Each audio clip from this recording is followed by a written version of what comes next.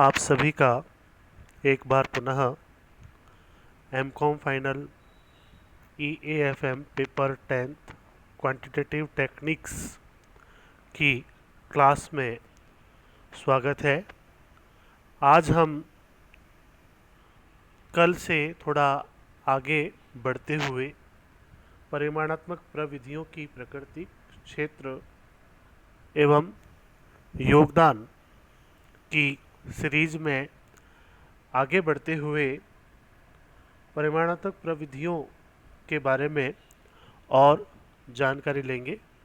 कल अपन ने रेखीय प्रोग्रामिंग की बात की थी, जिसमें मैंने आपको बताया था कि रेखीय प्रोग्रामिंग एक ऐसी टेक्निक है जिसमें विभिन्न प्रकार के प्रतिबंधों के साथ कॉस्ट को किस प्रकार से मिनिमम कर सकते हैं या प्रॉफिट को किस प्रकार से मैक्सिमम कर सकते हैं, उसके बारे में इक्वेशन के माध्यम से, बीजगणितीय इक्वेशन के माध्यम से और चार्ट के माध्यम से प्रश्न को सॉल्व किया जाता है, हल किया जाता है, समस्या को हल किया जाता है और उसके आधार पर निर्णय लिए जाते हैं। आज दूसरी जो टेक्निक है वह है खेल सिद्धांत, खेल का सिद्धांत, गेम थ्योरी। गेम थ्योरी परिमाणात्मक प्रविधियों की एक महत्वपूर्ण तकनीक है। जिस प्रकार से रेखीय प्रोग्रामिंग है, उसी प्रकार से खेल सिद्धांत क्रियात्मक अनुसंधान का अत्यंत महत्वपूर्ण उपकरण है।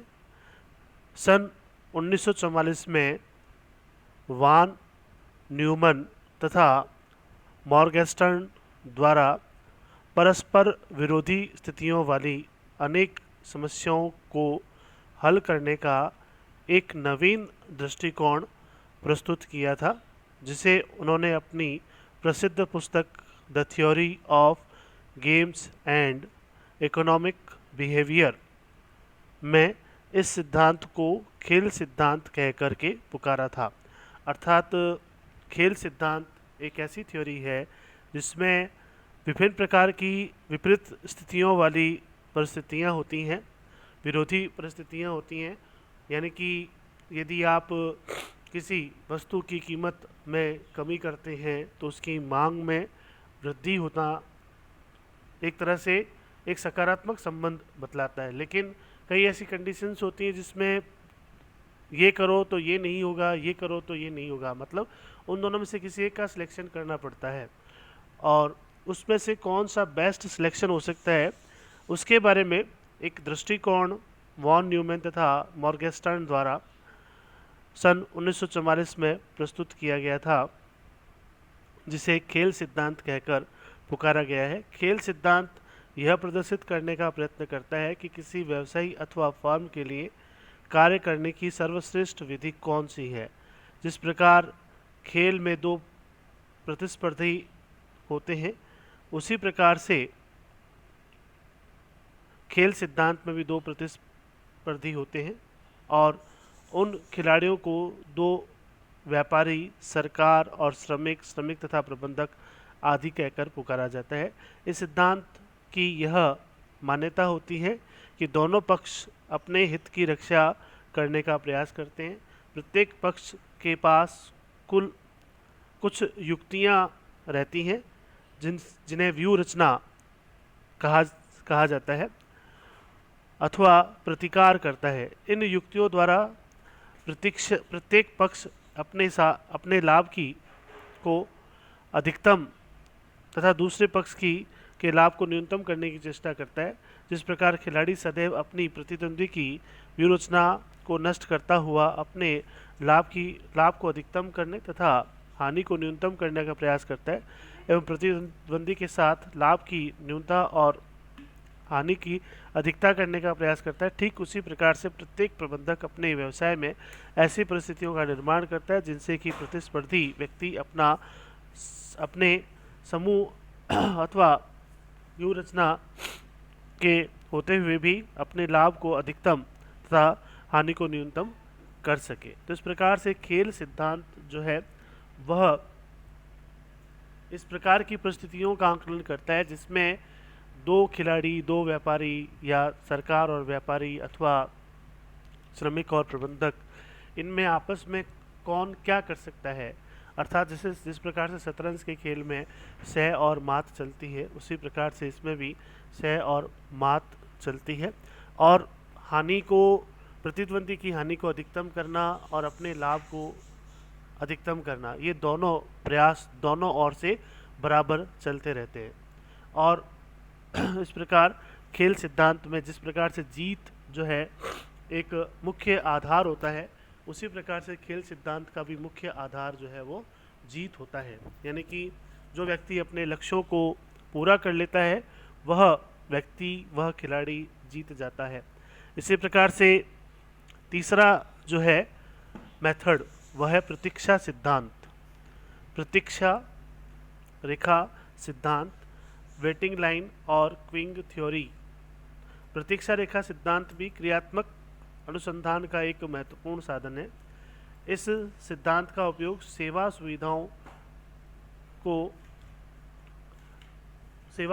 की अनिश्चित मांग को पूरा करने का एक प्रयास करना, यह हल निकालना है। सेवा सुविधाओं की मांग को पूरा करना और उसका हल निकालने का एक तरीका है।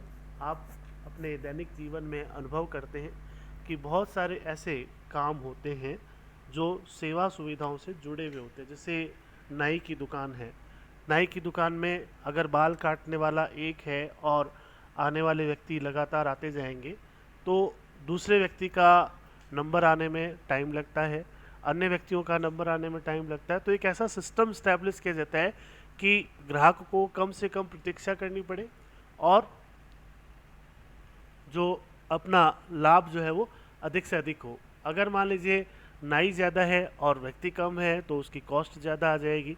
तो इस प्रकार से एक ऐसा सिस्टम स्टैब्लिश करना कि सेवा भी हो जाए और अपना काम भी हो जाए।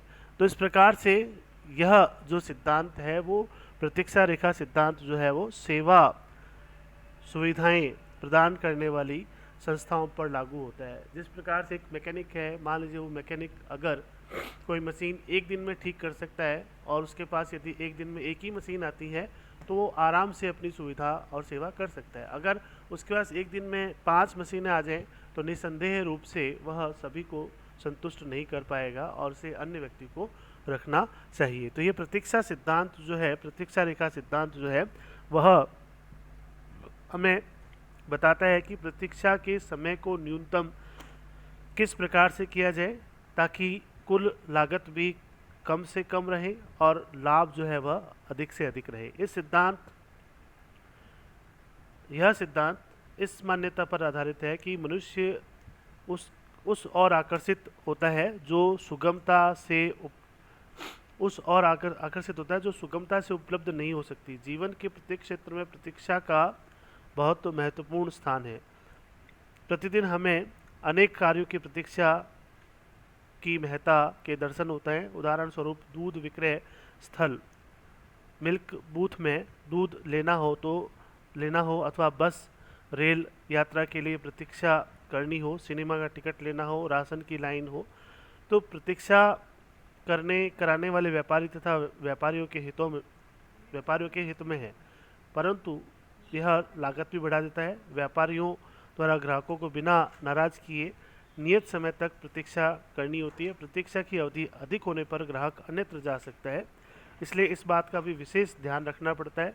हालांकि प्रतीक्षा करते हुए व्यापारी को अच्छे लगते हैं, कोई भी व्यापारी होता है उसकी अगर दुकान के आगे लाइन लगी रहे तो उसको बहुत अच्छा लगता है, उसकी ख्याति में वृद्धि होती है। लेकिन हद से ज़्यादा प्रतीक्षा करने पर ग्राहक जो है वो अन्यत्र भी जा सकता है, इस बात को भी ध्यान रखना चाहिए। आज के लिए इतना ही, धन्यवाद।